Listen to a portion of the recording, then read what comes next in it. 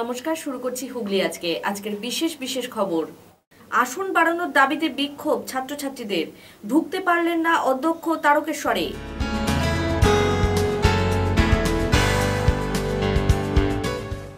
গুলিকাণ্ডের পর আতঙ্কিত পড়ুয়া সহ শিক্ষক শিক্ষিকারা, উপস্থিতির হার কমল ডানলপ স্কুলে।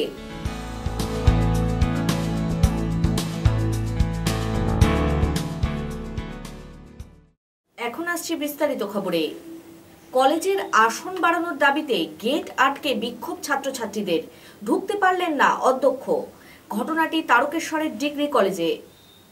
আসন বাড়ানোর দাবিতে ব্যাপক বিক্ষোভ দেখালো স্থানীয় ছাত্রছাত্রীরা। রীতিমতো কলেজ গেট আটকে তারা বিক্ষোভ প্রদর্শন করে। ঘটনায় আটকে পড়েন কলেজের অধ্যক্ষ। এদিন বিক্ষোভরত ছাত্রছাত্রীরা অধ্যক্ষকে কলেজেই ঢুকতে দেয়নি। কলেজ অধ্যক্ষকে সামনে পেয়ে তাকে ঘিরে ধরে বিক্ষোভ দেখাতে থাকে ছাত্রছাত্রীরা। এদিন তারকেশ্বর ডিগ্রি কলেজের এই ঘটনায় ছাত্রছাত্রীরা অভিযোগ তোলে পুলিশরা রীতিমতো এদিন তাদেরকে হেনস্থা করেছে। তাদের দাবি তাদেরকে এই কলেজেই ভর্তি নিতে হবে, তাতে আসন বাড়াতে হলে হোক। তারা সবাই স্থানীয় ছাত্রছাত্রী, অনেক টাকা দিয়ে তারা ফর্ম ফিল আপ করেছে। এখন যদি তাদেরকে ভর্তি না নেওয়া হয় তাহলে কেন তাদের আবেদনপত্র জমা নেওয়া হলো? আমাদের লোকাল স্টুডেন্ট, আমাদেরকে ভর্তি নিতে হবে। যেহেতু আমরা ফর্ম ফিল আপ করেছি, অত টাকা দিয়ে আমাদের ভর্তি নিতে হবে। আমি 45%। ছেলেকে ধরে তুলে দিয়েছে। আমরা জবাব চাই, আমাদেরকে ভর্তি নিতেই হবে। এমনকি একটা ছেলে একটা মেয়ে হার্ট পেশেন্ট, তারাও আমাদের এই আন্দোলনে, তাদের একজনের বাবা তো আবার পায়ে হাত হ্যান্ডিক্যাপ। আমাদের ভর্তি নিচ্ছে না। আমরা 70 এখানে বলেই দিতে পারতো যে আমরা 75%-এর পরে আর ভর্তি নেবো না, তাহলে আমরা এত টাকা দিয়ে ফর্ম ফিল আপ করতাম না। আমাদেরকে কেন ফর্ম ফিল আপ করানো হলো, তার সত্ত্বেও আমাদেরকে ভর্তি নিচ্ছে না। আমাদের টাকাটা কোথা থেকে আসবে? আমরা আমাদের এই কাছেই বাড়ি, আমরা লোকাল স্টুডেন্ট, কোথায় যাবো? এখানেই তো আমরা ফর্ম ফিল আপ করেছি। আমাদের ভর্তি নেয় না, আমাদের ভর্তি নিতেই হবে। আমরা অনশন চলাবো না যতক্ষণ না আমাদের ভর্তি না নেবে। আমাদের কথা শুনতেই হবে, আমরা কিছু জানি না, আমাদেরকে ভর্তি নিতেই হবে। এখানে ফর্ম ফিল আপ করেছিলাম, আমাদের ভর্তি নেয়নি, ওয়েটিং লিস্টে রেখে দিয়েছিল। আদার সবাইকে ভর্তি যাবে, ওয়েটিং লিস্ট, এখন ওয়েটিং লিস্টও দেখাচ্ছে না, ভর্তি নিচ্ছে না, বলছে ভর্তি আর নেবো না। আর আমাদের যে পয়সাটা খরচ হয়েছে, পয়সাতে ভর্তি নিচ্ছে, সেই পয়সাটা বলছে আমরা ফেরত নেবো না, আমরা ভর্তি হতে চাই, আমরা ফেরত নেবো না পয়সা, আমরা ভর্তি হবো। আমরা সিট বাড়াতে চাই কলেজে, আমরা ভর্তি হবো। আর এখান থেকে আমরা কোথাও যাবো না, এই কলেজেই ভর্তি হবো। সেই জন্য আমরা এই অনশন রেখেছি। ব্যুরো রিপোর্ট, হুগলি আজকে। জেলার নতুন পুলিশ কমিশনার সৌজন্যমূলক সাক্ষাৎকার সারলেন জনপ্রতিনিধিদের সাথে। জেলার নতুন পুলিশ কমিশনার আজ জনপ্রতিনিধিদের সাথে সৌজন্য সাক্ষাৎকার সারলেন। পুলিশ কমিশনারের পাশাপাশি পুলিশ সুপার গ্রামীণ সুকেশ জৈন সহ পুলিশ আধিকারিকরাও এই বৈঠকে হাজির ছিলেন। উপস্থিত হয়েছিলেন মন্ত্রী তপন দাশগুপ্ত, মন্ত্রী অসীমা পাত্র, আরামবাগের সাংসদ অপরূপা পোদ্দার, বিধায়ক প্রবীর ঘোষাল, অসিত মজুমদার, চন্দননগরের মহানাগরিক রাম চক্রবর্তী সহ বিভিন্ন পুরসভার পুরপ্রধানরা।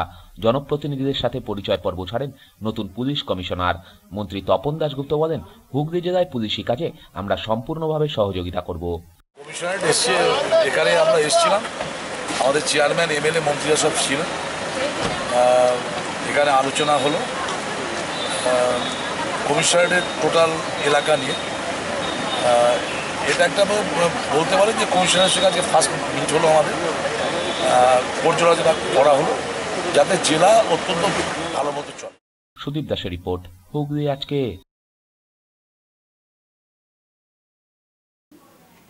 চুঁচুড়া সদর মহকুমা এলাকার 91 জন হজ যাত্রীকে সরকারি উদ্যোগে টিকা দেওয়া হলো হুগলি চুঁচুড়া পৌরসভার টাউন হলে। চুঁচুড়া সদর মহকুমার হজ যাত্রীদের জন্য টিকাকরণ কর্মসূচি অনুষ্ঠিত হল হুগলি চুঁচুড়া পুরসভার সভাকক্ষে। ব্যবস্থাপনায় হুগলি জেলা স্বাস্থ্য ও পরিবার কল্যাণ দপ্তর, সহযোগিতায় ছিল সংখ্যালঘু বিষয়ক বিভাগ, জেলা শাসক দপ্তর। এদিন সদর শহরের মোট 91 জন হজ যাত্রী এখানে এসে টিকা নেন। জেলা স্বাস্থ্য দপ্তরের বিশিষ্ট চিকিৎসক ছাড়াও চুঁচুড়া ইমামবাড়া সদর হাসপাতালের নার্সরা উপস্থিত হয়েছিলেন। হজ যাত্রীদের স্বাস্থ্য পরীক্ষা করার পর প্রয়োজনীয় টিকা দেওয়া হয়। আগামী 10ই জুলাই এই সমস্ত হজ যাত্রীদের দ্বিতীয়বারের জন্য টিকাকরণ কর্মসূচি অনুষ্ঠিত হবে। প্রসঙ্গত উল্লেখযোগ্য, আগামী 23 তারিখ থেকে হজ যাত্রা শুরু হবে। এ বিষয়ে জেলা স্বাস্থ্য দপ্তরের এক চিকিৎসক জানান, এটা তো এখন আমাদের হাজি যারা হজ করতে যাবেন তাদের একটা চেক আপের ব্যবস্থা হয়েছে। আমাদের জেলা থেকে জেলার স্বাস্থ্য দপ্তর থেকে করা হয় চেক আপটা করে দেওয়া। আজকে এখানে কতজন আসার কথা? আজকে 91 জন আসবেন, 91 না, এটা শুধু সদর সাব ডিভিশন। কোনো জায়গায় হচ্ছে আরামবাগ সাব ডিভিশন আলাদা হচ্ছে, শ্রীরামপুর সাব ডিভিশন 2 জায়গায় হচ্ছে, চন্দ্রনগর সাব ডিভিশনও হচ্ছে একদিনেই। হ্যাঁ, একদিনে সব জায়গায় হচ্ছে, পরে একটা চেক মানে যেগুলো মিস করে যাবে সেগুলোর জন্য আরেকটা ডেট দেওয়া আছে। এখানে যারা চেক আপ হচ্ছে, যদি সবাই আজকে না আসেন সেখানে একটা ডে আছে, মপ আপ হবে সেদিন যারা বাকি পড়ে যাবে তাদেরকে চেক আপ করে দেওয়া হবে।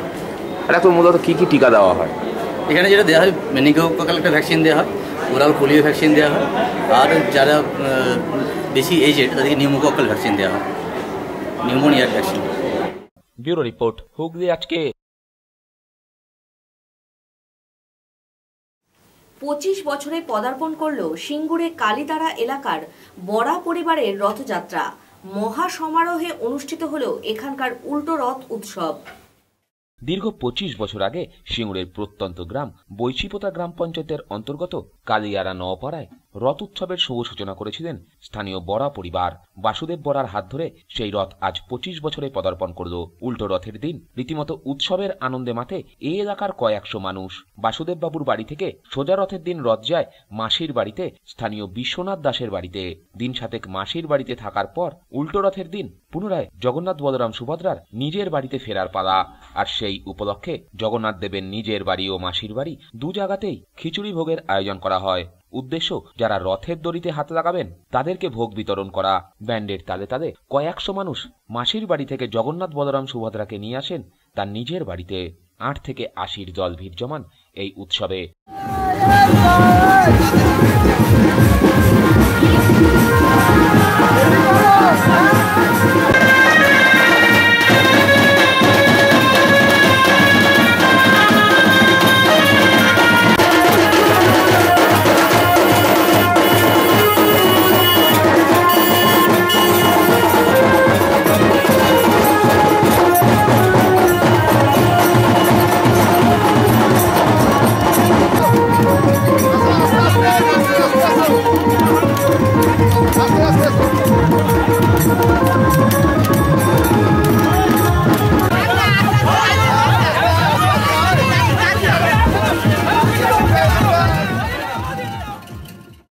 প্রত্যেক বছরই স্থানীয় বাসিন্দারা তাকিয়ে থাকেন কবে রথ আসবে, কবে তারা বড়া পরিবারের এই রথ উৎসবে মাতবেন। এটা হচ্ছে কালিয়ারা গ্রাম, সিঙ্গুর থানার অন্তর্গত বংশীপোতা গ্রাম পঞ্চায়েত। তা রথটার আজ 25 বছর বয়স হলো। রথটার মাসির বাড়ি হচ্ছে সামনেই বিশ্বনাথ দাসের বাড়ি, এটা হচ্ছে রথের মাসির বাড়ি। রথটার মেন হচ্ছে বড়াবাড়ির রথ কালিয়ারা গ্রামের। আর এই রথের মেন বৈশিষ্ট্য হচ্ছে রথ ট্রেনে এসে যেসব রথযাত্রীরা থাকে তাদেরকে খিচুড়ি ভোগ খাওয়ানো হয়, এটাই মেন রথের বৈশিষ্ট্য। আর 25 বছর ধরে আসছে, আমরা চেষ্টা করব এটাকে আরও বড় করে যাতে আরও দীর্ঘস্থায়ী করতে পারি রথটাকে, সেই জন্য আমরা চিন্তাভাবনা করছি। থানা অন্তর্গত বংশীপোতা পঞ্চায়েতের এই রথটা 25 বছর যাবৎ আমরা করে আসছি। আমি হচ্ছি মাসির বাড়ি, আমার মাসির বাড়িতে যখন এসেছিল সুজারাতে, এখানে আমার বৈশিষ্ট্য হচ্ছে এখানে লোক খাওয়ানো হয়, 1200 লোক খেয়েছে। আজকে আমরা এই রথটাকে আবার যাদের রথ তাদের বাড়ি দিয়ে আসতে যাচ্ছি, ওখানেও ওদের খাওয়া দাওয়া হচ্ছে, এটাই আমাদের বৈশিষ্ট্য আমাদের 25 বছর। রাজেশ দেবনাথের রিপোর্ট, হুগলি আজকে। চিকিৎসার গাফিলতিতে শিশু মৃত্যুর অভিযোগ তুলে হাসপাতালে ভাঙচুর চালালো ওই পরিবারেরা। চিকিৎসার গাফিলতিতে রোগী মৃত্যুর অভিযোগে ভাঙচুর করা হলো হাসপাতালে। ঘটনাটি কোন্নগরের কানাইপুর হাসপাতালের। কানাইপুর চক্রবর্তী নগরের বাড়িতে চাঙড় পড়ে গুরুতর জখম হয় বছর 8-এর শিশু শুভজিৎ বিশ্বাস। তাকে কানাইপুর স্বাস্থ্যকেন্দ্রে নিয়ে যাওয়া হলে ভালোভাবে চিকিৎসা না করেই ছেড়ে দেওয়া হয় বলে অভিযোগ। এরপর তাকে বাড়িতে নিয়ে যাওয়া হয়। বাড়িতে যাওয়ার পরই তার অবস্থার অবনতি হওয়ায় পুনরায় তাকে ওই স্বাস্থ্যকেন্দ্রে নিয়ে আসা হয়। চিকিৎসা না করেই তাকে শ্রীরামপুর ওয়ালস হাসপাতালে পাঠিয়ে দেওয়া হয়। এরপর ওয়ালস হাসপাতালে নিয়ে গেলে সেখানেই কিছুক্ষণের মধ্যে তার মৃত্যু হয়। বাড়ি পাঠিয়ে দিল কেন?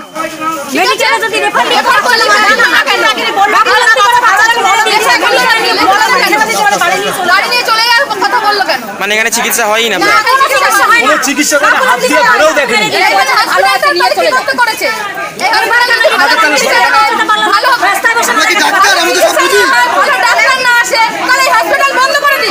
বাচ্চা এখানে প্রথমে নিয়ে এসছে 10টা 15টা বাজে নিয়ে এসে আমার লেগেছে, আমি বাড়ির লোক এসে বলেছে, বলার পরে ডাক্তারবাবু গায়ে হাত দেয়নি, গায়ে হাত না দিয়ে বাড়িতে ওষুধ লিখে দিল, মলম, বলছে আপনি বাড়ি নিয়ে চলে যান।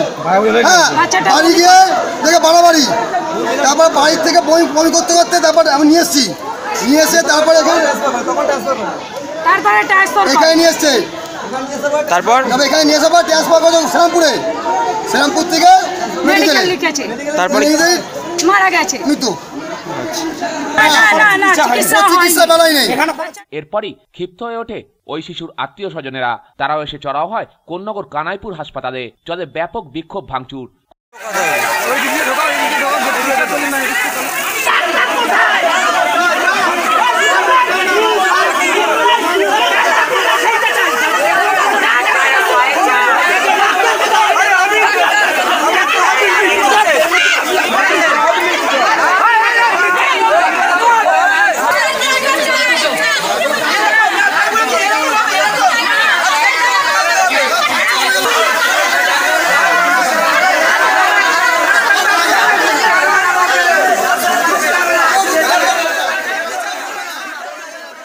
খবর পেয়ে ঘটনাস্থলে উপস্থিত হয় উত্তরপাড়া থানার পুলিশ।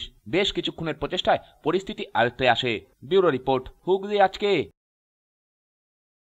গুলিকাণ্ডের পরের দিন থমথমে ডানলপ হিন্দি প্রাইমারি স্কুল। আজ কমল ছাত্রছাত্রীর সংখ্যা। নিরাপত্তার অভাবে ভুগছে ছাত্রছাত্রী সহ শিক্ষক শিক্ষিকা। দেখুন একটি বিশেষ প্রতিবেদন। ডানলপ কারখানায় গুলিকাণ্ডে আতঙ্কিত স্থানীয় হিন্দি প্রাথমিক বিদ্যালয়ের খুদে পড়ুয়া সহ শিক্ষক শিক্ষিকারা। প্রসঙ্গত মঙ্গলবার ডানলপ কারখানায় চুরি করতে এসে গুলিবিদ্ধ হয় এক যুবক। বর্তমানে সে চিকিৎসাধীন। ওই দিন বেলার দিকে গুলিবিদ্ধ অবস্থায় প্রাণ বাঁচাতে ক্লাস চলাকালীন বিদ্যালয়ে ঢুকে পড়ে সে। রক্তাক্ত ওই যুবককে দেখে হকচকিয়ে ওঠেন সকলে। ছুটি দিয়ে দেওয়া হয় বিদ্যালয়। আজ কেমন আছে ওই বিদ্যালয় তা জানতেই আমরা পৌঁছেছিলাম ওই বিদ্যালয়ে। কারখানার পাঁচিল ঘেঁষা এই বিদ্যালয়ে নেই কোনো সীমানা প্রাচীর। ফলে কারখানা পরিত্যক্ত হয়ে ওঠার পর থেকেই দুষ্কৃতী তাণ্ডব বেড়ে ওঠায় পাঁচিলের দাবি তোলে শিক্ষকরা, কিন্তু তা আজ অবধি হয়ে ওঠেনি। हम लोग लिखकर DI office, SI office, chairman के पास दे चुके हैं कि हमारे स्कूल में अभी तक बाउंड्री वॉल का काम नहीं शुरू हुआ है, लेकिन ऊपर से 2 जगह से चिट्ठी आया है ये हाँ काम होगा, लेकिन अभी तक नहीं हुआ है। इससे हम बहुत दुखित हैं कि मेरा स्कूल अभी भी सेफ्टी में नहीं है। बाहर से लड़के आते हैं दूर दराज से पढ़ने के लिए। ये चारों तरफ जंगल ही जंगल है। हमको सुबह में आकर पहले यहाँ पर खड़ा रहना पड़ता है ये कोई लड़का आकर इधर उधर कहीं भटक ना जाए। इसलिए मैं सबसे पहले 10 बजे आकर विद्यालय खोलता हूँ, उसके बाद हमारे टीचर लोग आते हैं और आकर मैं पहले देखता हूँ कि मेरा कमरा सब सही है कि नहीं, बंद है कि नहीं है। विद्यालय को चारों तरफ से देखने के बाद मैं शुरू करता हूँ दरवाज़ा खोलना, और खोलने के बाद में मैं सब पंखा को देख लेता हूँ, चेयर कुर्सी देख लेता हूँ ये सब ठीक है कि नहीं। सब ठीक रहने के बाद मैं संतुष्ट होकर अपने कमरे में आकर बैठ जाता हूँ। यह मेरा प्रतिदिन का कार्य है। পাশাপাশি বিদ্যালয়ের পিছনেই রয়েছে ডানলপের সুবিশাল জল নিকাশির খোলা হাইড্রেন। যখন তখন ঘটে যেতে পারে বিপদ। আর বর্তমানে সমগ্র বিদ্যালয়কে আঁকড়ে ধরেছে বন জঙ্গল। বাড়ছে সাপের উপদ্রব। সন্ধ্যার পরই বিদ্যালয় চত্বর হয়ে ওঠে সমাজ বিরোধীদের আখড়া। আর গতকালের ঘটনার পর আজ পড়ুয়াদের উপস্থিতির সংখ্যাও কমেছে। বিদ্যালয়ের শিক্ষকরা চায় অবিলম্বে প্রশাসনিক হস্তক্ষেপ, না হলে এই পরিবেশে মানুষ গড়ে তোলা সম্ভব নয়। আমাদের তো স্কুলে আসার পর আমরা শুধু বাচ্চাকে এইখানে ভালোভাবে আটকাতে আমাদের অনেক সময় বেড়ে যায়। সে বাচ্চারা বাথরুম গেল, এইদিকে বড় নর্দমা আছে, চারদিকে জঙ্গল আছে, এইখানে খুব অ্যান্টি সোশ্যালগুলো সবসময় আতা যাওয়া করে। আমাদের স্কুল বন্ধ হওয়ার পর আমরা যখন সকালে আসি চারদিকে দেখি বোতল ফোতল পড়ে আছে, খাওয়ার অনেক খারাপ জিনিসও ফেঁকা থাকে। যেহেতু আমরা চাইছি আমাদের যদি বাউন্ডারি থাকতো অনেক সেফটি হতো। এই অ্যান্টি সোশ্যালগুলো আমাদের স্কুলে ঢুকতে পারতো না, বা বাচ্চারা এই অ্যান্টি সোশ্যাল যে কাজগুলো করছে ওরা দেখতে পারতো না। দিনভর এখান থেকে অনেক জিনিস যায় আয়, বাচ্চারা উপরে ইফেক্ট করে। হ্যাঁ, কালকে ঘটনা যে ঘটাইছে তারপরে বাচ্চা খুবই কম এসছে। যেখানে আমাদের বাচ্চা 235টা আসছে, আজকে হয়তো 200-150 মতন এসছে। তো ওদের তো ইফেক্ট পড়েছে। অনেক বাবা মা বলেছে 2-3 দিন যাস না, এরকম হয়েছে কিছু অঘটন ঘটে, এই জন্য হয়তো আসেনি, আজকে খুব কম এসছে। এর জন্য আমরা কি দুঃখিত। আমরা তো চাই সেই স্কুলটা ভালো পরিবেশ হোক, কেন কি পরিবেশ ভালো না হলে বাচ্চারা পড়তে পারবে না, পরিবেশ ভালো হলে বাচ্চারাও ভালো মতো পড়তে পারবে। সুদীপ দাসের রিপোর্ট, হুগলি আজকে।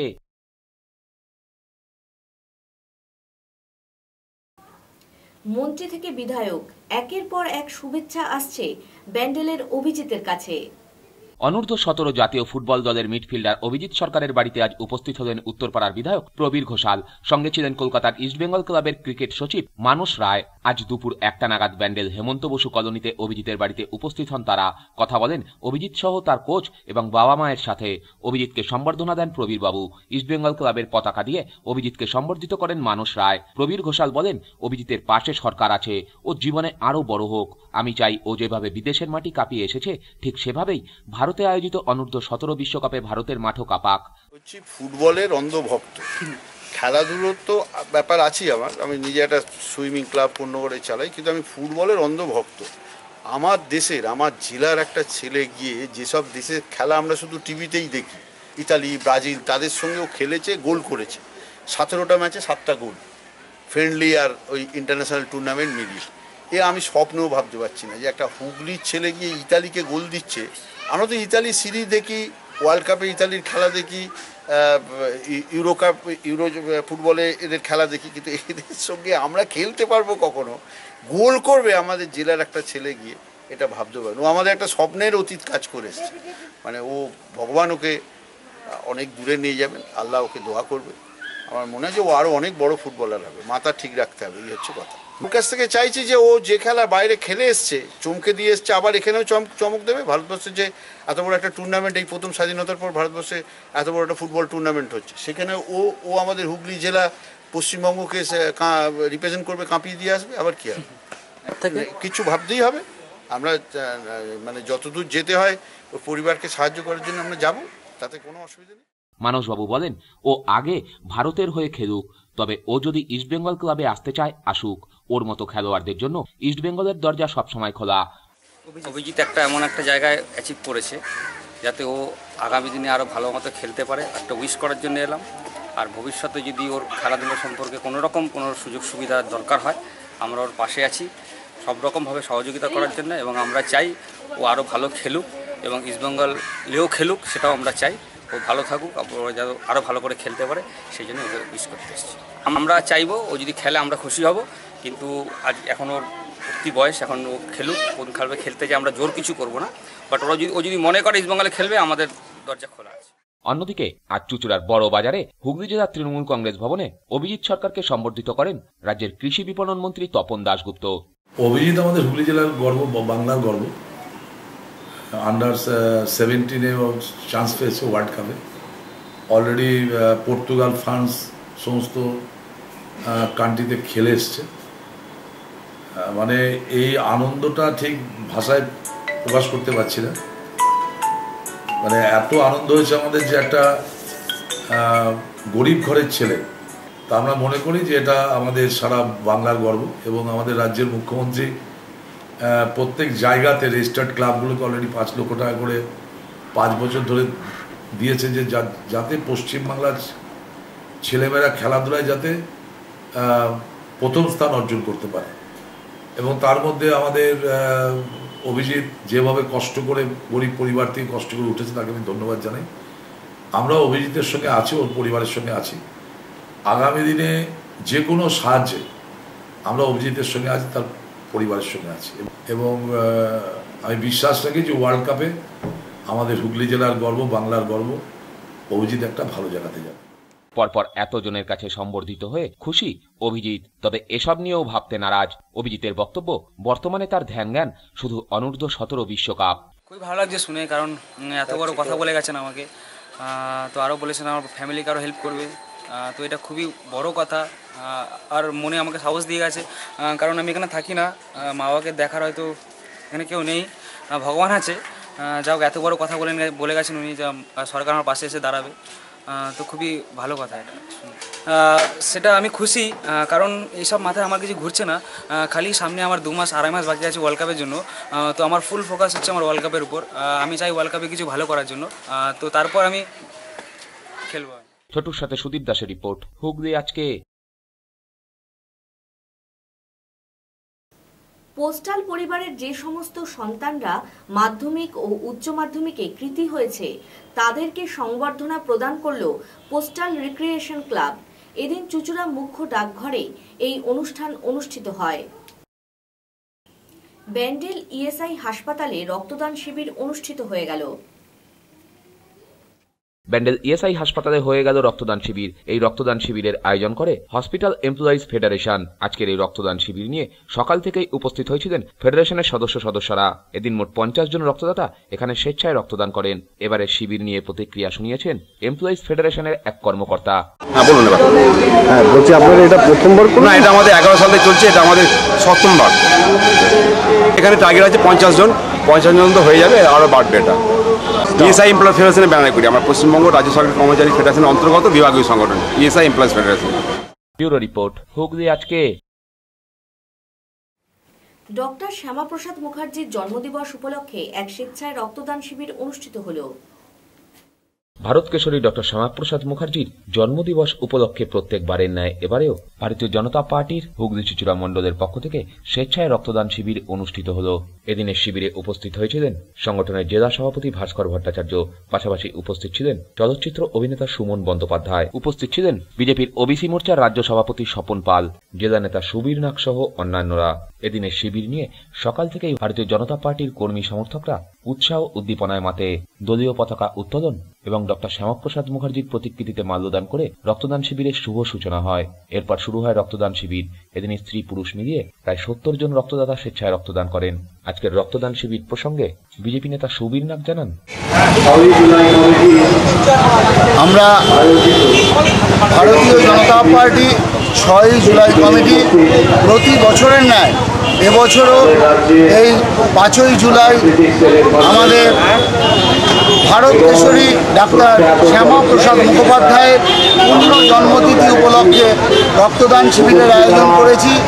অগণিত মানুষ রক্তদান করতে আমাদের এই শিবিরে এসে উপস্থিত হয়েছেন রাজ্য সাংস্কৃতিক সেলের কনভেনার আমাদের সুমন বন্দ্যোপাধ্যায়, স্বনামধন্য অভিনেতা সুমন আমাদের মধ্যে এসে উপস্থিত আছেন জেলা সভাপতি ভাস্কর ভট্টাচার্য।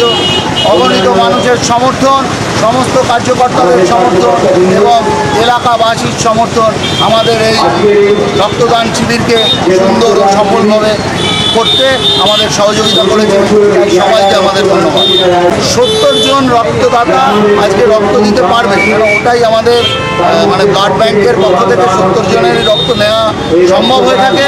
70 জনের বেশি কার্যকর্তা উপস্থিত আছেন রক্ত দেওয়ার জন্য। যতটা ওনারা নিতে পারবেন আমরা আশা করব আমাদের ততটাই দেওয়া সম্ভব হবে। ব্যুরো রিপোর্ট, হুগলি আজকে। এখন আসছি আবহাওয়ার খবরে। গত 24 ঘন্টায় হুগলি জেলার সর্বোচ্চ তাপমাত্রা ছিল 36 ডিগ্রি সেলসিয়াস এবং সর্বনিম্ন 22 ডিগ্রি সেলসিয়াস। বাতাসে আপেক্ষিক আর্দ্রতার পরিমাণ 84%। বৃষ্টিপাত হয়েছে বিক্ষিপ্তভাবে। শেষ করার আগে খবরের বিশেষ অংশ আরও একবার। আসন বাড়ানোর দাবিতে বিক্ষোভ ছাত্রছাত্রীদের। ঢুকতে পারলেন না অধ্যক্ষ তারকেশ্বরে।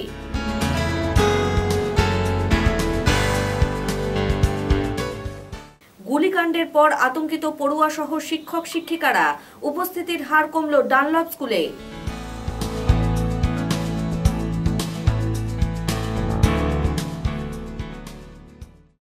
বাঁশবেড়িয়া বয়েজ হাই স্কুলের 125 বছর উপলক্ষে বর্ষপূর্তি অনুষ্ঠানের আয়োজন করা হয়েছে আগামী 8ই জুলাই। এই উপলক্ষে বিদ্যালয়ের সকল ছাত্রছাত্রী ও প্রাক্তনীদের রইল সাদর আমন্ত্রণ। এখনকার মতো হুগলি আজকে এই পর্যন্তই। প্রতিদিন রাত 8টায় দেখুন হুগলি আজকে ইন AMBC চ্যানেলে। নমস্কার।